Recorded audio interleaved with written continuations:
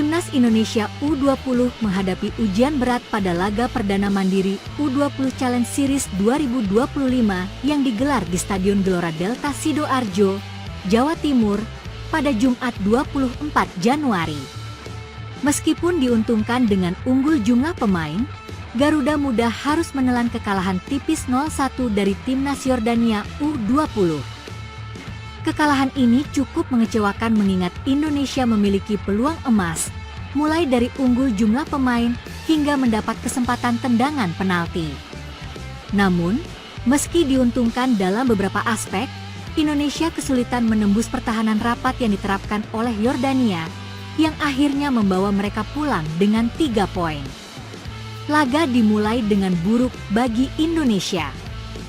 Tim asuhan Indra Syafri kebobolan pada menit keempat melalui sundulan Ibrahim Sabra, yang memanfaatkan umpan silang dari sisi kiri.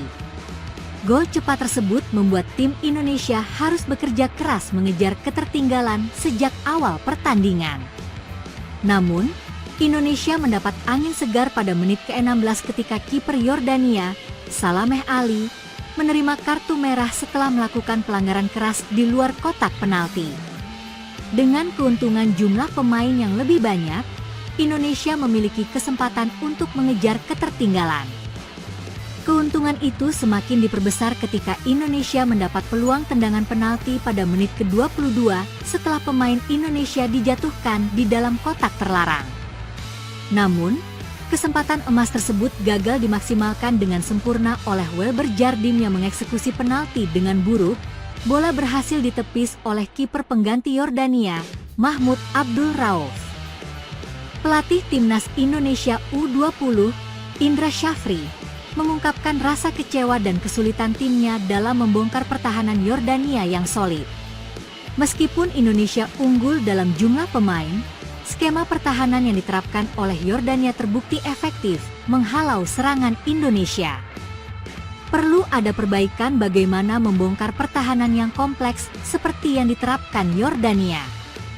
Mereka menggunakan formasi itu karena mengantisipasi kekurangan pemain setelah kartu merah, ujar Indra Syafri usai pertandingan.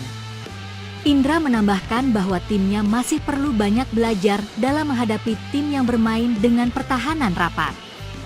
Kami harus lebih kreatif dalam merancang serangan, terutama dalam kondisi seperti ini. Meskipun kami sudah unggul jumlah pemain, Yordania tetap disiplin dalam bertahan, katanya. Meski harus menelan kekalahan, Indra tetap memberikan apresiasi terhadap kerja keras pemainnya. Menurutnya, meski banyak peluang yang tidak dimaksimalkan, terutama dalam eksekusi penalti, moral tim tidak jatuh. Para pemain tetap mengikuti skema permainan yang telah diterapkan. Semua pemain masih mengikuti skema yang kami terapkan. Tidak ada moral yang jatuh, meskipun memang disayangkan tadi penalti tidak masuk, yang seharusnya bisa menjadi gol, tambah Indra. Indra juga menyoroti ketenangan pemain di tengah tekanan meski hasil akhir tidak sesuai harapan. Secara keseluruhan, mereka sudah berusaha maksimal, meskipun tidak mudah melawan tim yang begitu terorganisir pertahanannya, ujar Indra.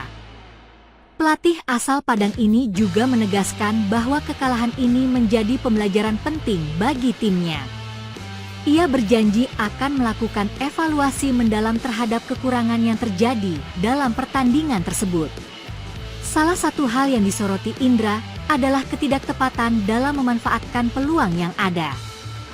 Pastinya, kami akan melakukan perbaikan untuk pertandingan selanjutnya. Kami juga akan memasukkan beberapa pemain yang belum bisa tampil hari ini, jadi akan ada perubahan komposisi dalam tim selanjutnya. Dengan hasil ini, Indonesia harus segera melakukan evaluasi dan mempersiapkan diri dengan matang untuk pertandingan selanjutnya. Pada laga kedua mandiri U20 Challenge Series 2025, Indonesia U20 akan menghadapi Timnas Suriah U20 pada Senin 27 Januari mendatang. Suriah diperkirakan akan menjadi lawan yang cukup tangguh, sehingga Indra harus menyiapkan strategi yang lebih matang untuk menghadapi mereka. Kami sudah menganalisis permainan Suriah, dan kami akan siap dengan skema yang lebih baik.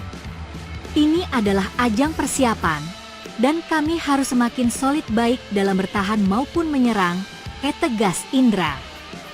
Pertandingan melawan Suriah akan menjadi kesempatan penting bagi Indonesia untuk memperbaiki catatan hasil mereka di turnamen ini dan membuktikan bahwa mereka dapat bangkit setelah kekalahan pertama. Meski hasil pertandingan tidak sesuai dengan harapan, Indra tetap optimistis dengan potensi pemain muda Indonesia. Ini adalah proses belajar yang penting.